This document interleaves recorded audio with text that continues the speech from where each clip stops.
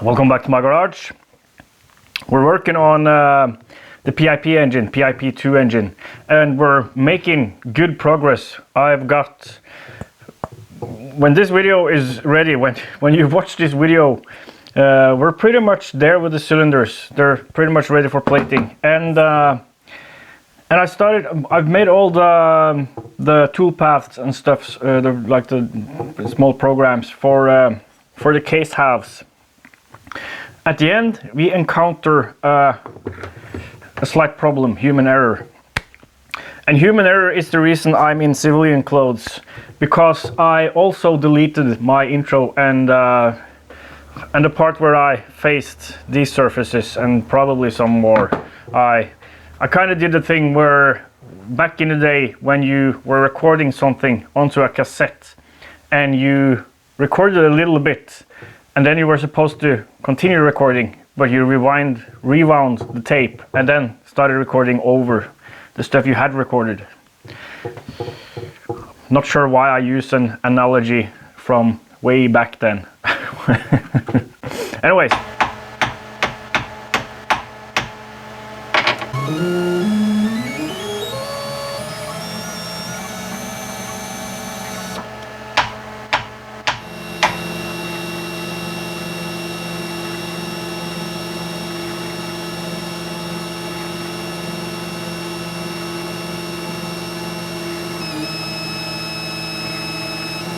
That's as good as it gets. I'm not sure why it's jumping so much. Maybe there's some stickiness or something making the... Well, anyways, it's good. So last time we did the exhaust flange operation for the first cylinder. I just set this block up in the vise with this angle finder thing, and then dialed in the angle of this face, and then faced it and machined the holes. This time we're gonna be a little bit more sophisticated, so I'm gonna first of all face this because it's not completely flat, and then drill some dowel pin holes here too, and in that way, and then dial this in, and in that way we can quickly do all three cylinders without just by indicating in the first one. So that's the plan now. So first off, we're going to face this and drill some holes, and then angle it, and then start doing the cylinders.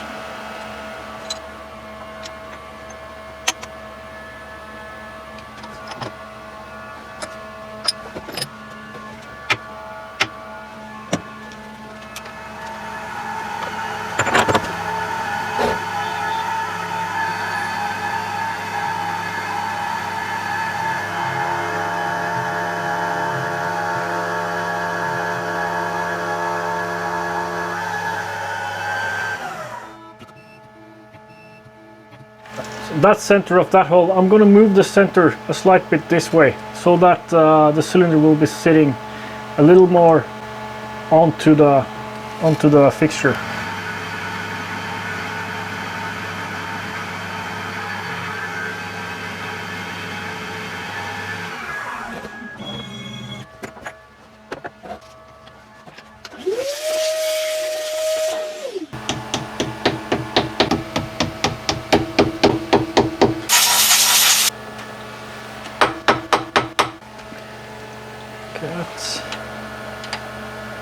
Yeah, it's good. And then we'll set the angle,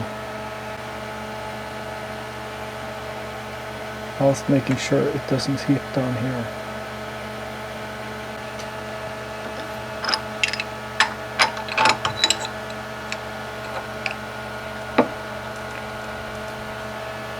Like that. We should be able to mount the cylinder up like this.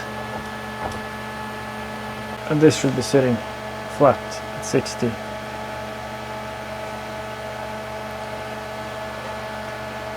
Yeah, perfect. 8mm tool in the holder, so when we're touching, we're 4mm from actual center in each axis.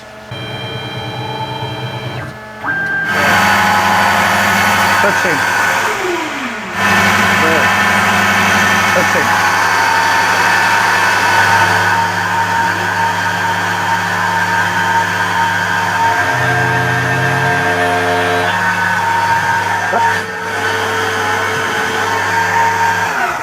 pay close attention in case I've screwed up something. I shouldn't have, but who knows.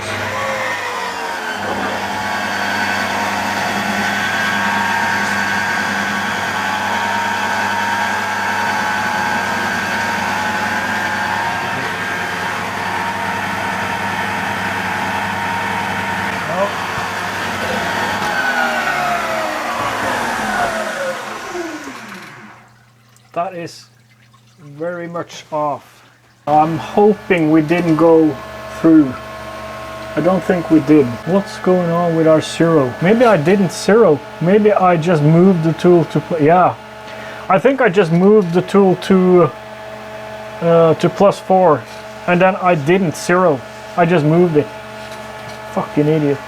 G0 X4.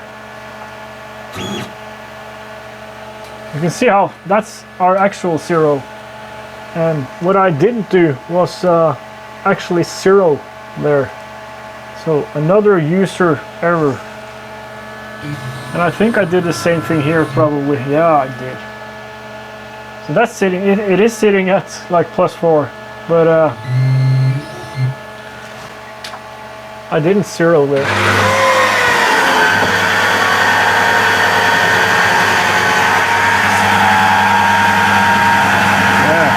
Talking.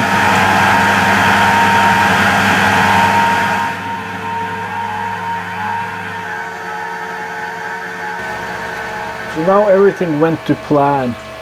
I don't think that's actually through, and if it is, I'm just gonna stuff some JB Weld in there, and luckily it didn't interfere with the actual hole.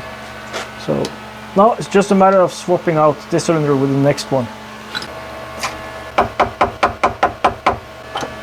I'll bring you back when this one and the other one is done.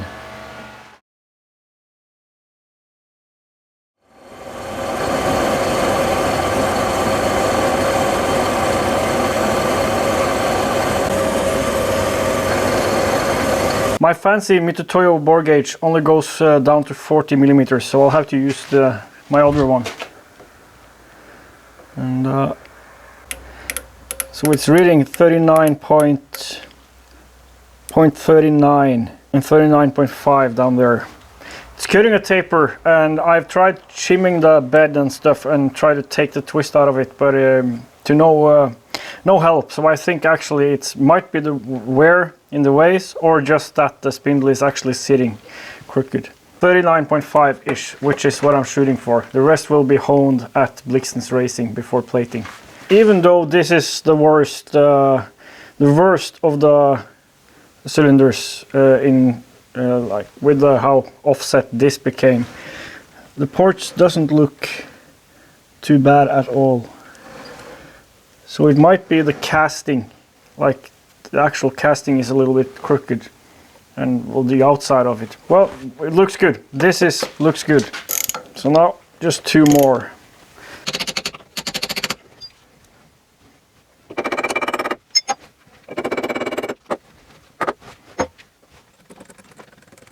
So that's all the machining on the cylinders done. Now there's some cleanup. This one, the first one, is pretty much done, and setting off the plating.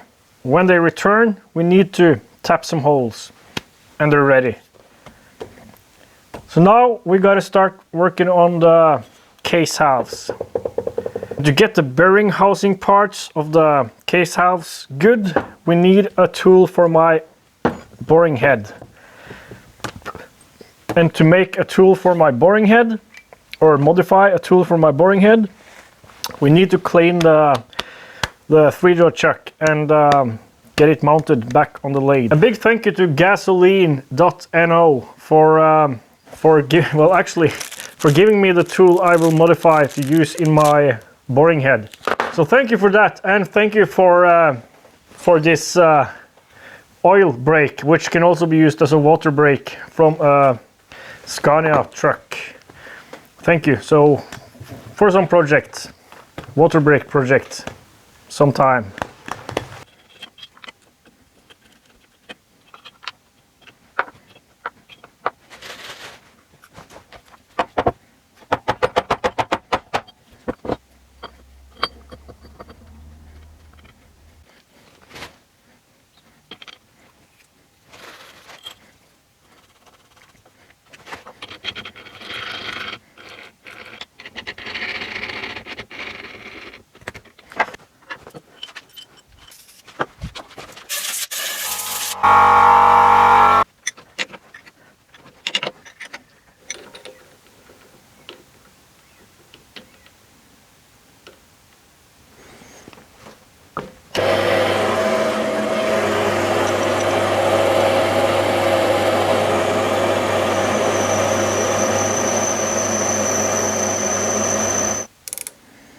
9468 should be perfect.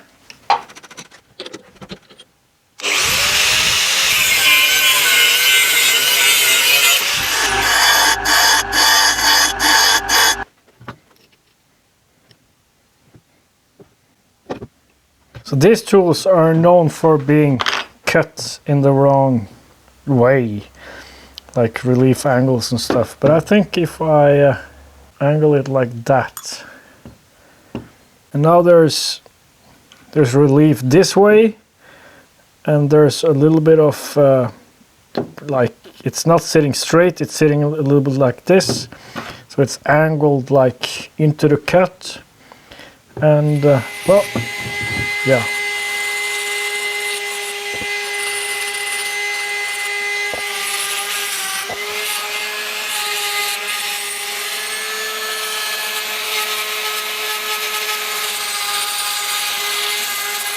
This is my first real experience with a boring head. I'm just gonna see if my feed is okay and that it doesn't touch the table and everything, and also the spindle speed, which is set to about 600 RPM, which is the slowest I've ever spun this. So just to see if it can actually be stable at that low speed, which the PID controller might need to be adjusted actually, but we'll see. Now first is just a dry run. I've set surface speed to roughly 90 meters per minute, I think it's set at.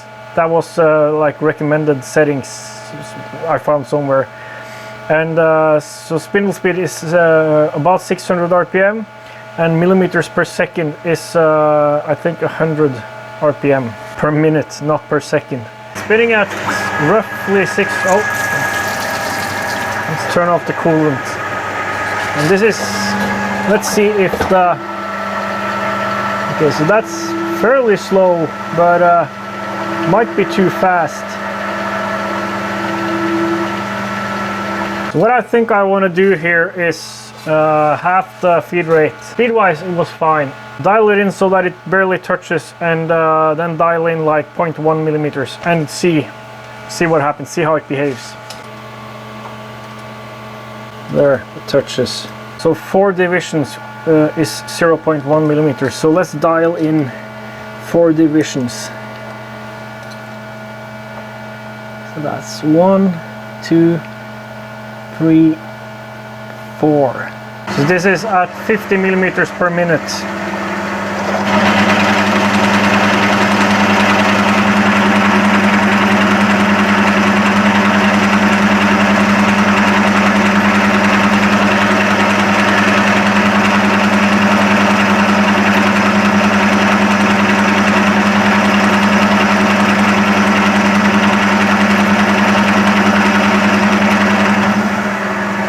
Then it's feeding up again. So bonus skim pass, which doesn't seem to cut anything at all really. So that means there's very little tool deflection, which is good. The surface finish is just amazing. Like super nice, super even, and just beautiful. Perfect for fitting a bearing.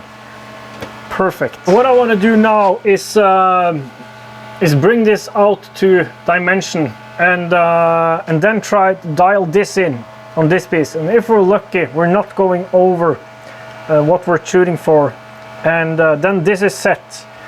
If we do go over, we'll have to do another test piece, because I want this to be set perfectly for when the CNC operation is going on, because then there's no adjustments possible really. Well, there is, but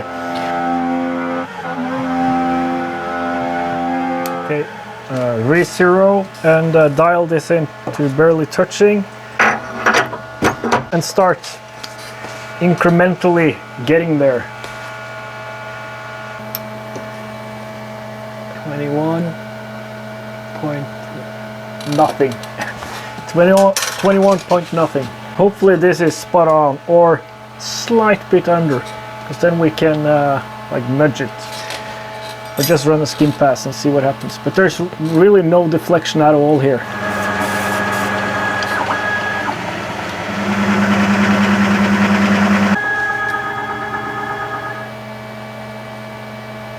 46.990. I wonder if that is... I think we're good here. I don't want to cut like that's, well, depending on the tolerances, but we're sitting at the bottom and at the tight end of the transition fit we want. I think that's better than, as it's aluminium and it expands and stuff. I think that's better versus the other end. So what we're going to do now is we're going to try a bearing in here and see how it feels.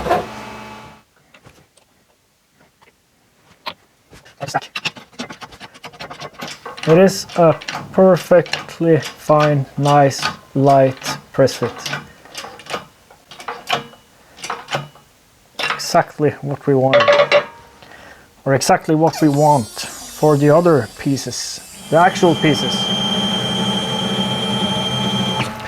So now to find somewhere we can call 0 here, which is probably anything that's not been a riser. So I think let's call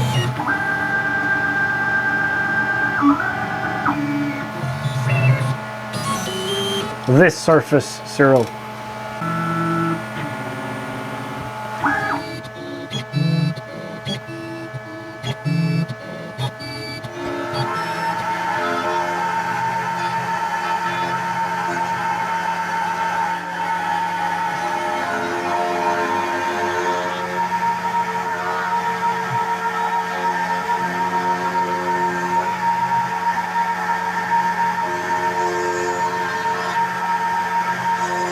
What's so nice now is that this is a casting, so there's just machining of like all the features are already here, so it's just like cleaning them up, and most of the really time-consuming intricate stuff is already there.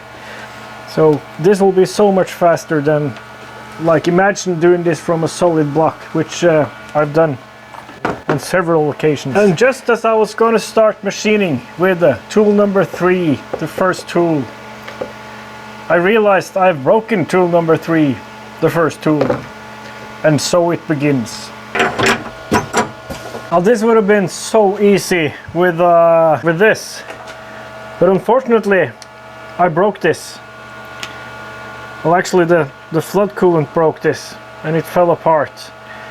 The plastic didn't like the flood coolant, so now we'll have to manually 0 like a barbarian. Let me get that out of the way, and then we'll start machining.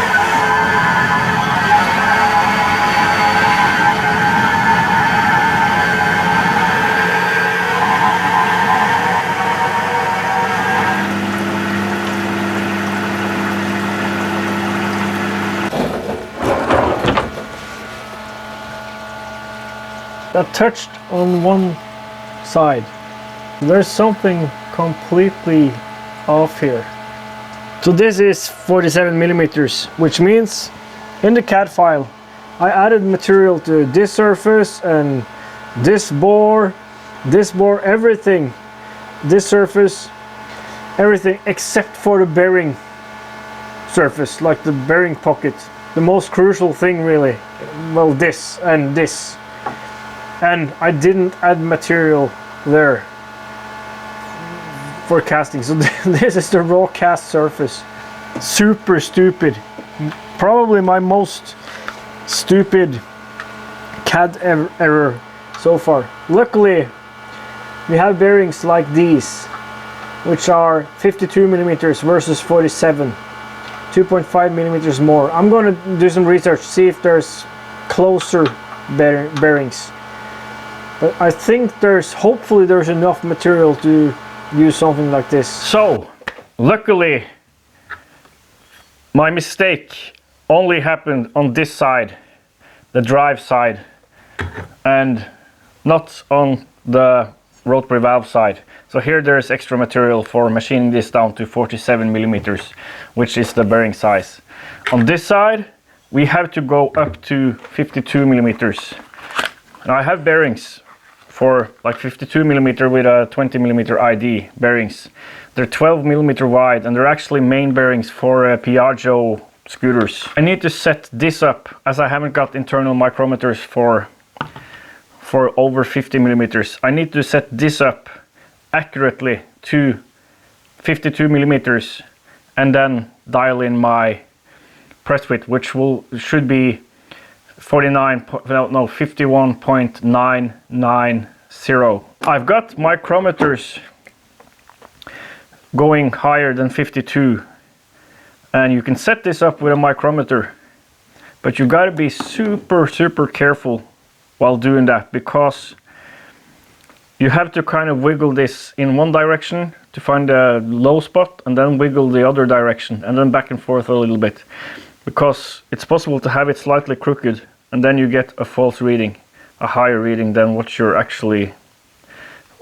this actually is set at. The problem is just holding on to the equipment here makes the measurement drift, of course, because it gets hotter. So I think I'll have to let everything just equalize, and then super quickly, maybe with gloves, because I need to be able to manipulate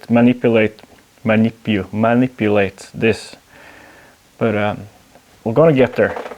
So, but this is the end of the video, and unless I can find a bearing with 52 millimeters ID or some standard close to here, in the next video we will be setting this up, and we will be continuing the machining of the drive side of the cases, and then switch over to this side and actually finish the cases next week. Onwards to Bonneville. See you next time.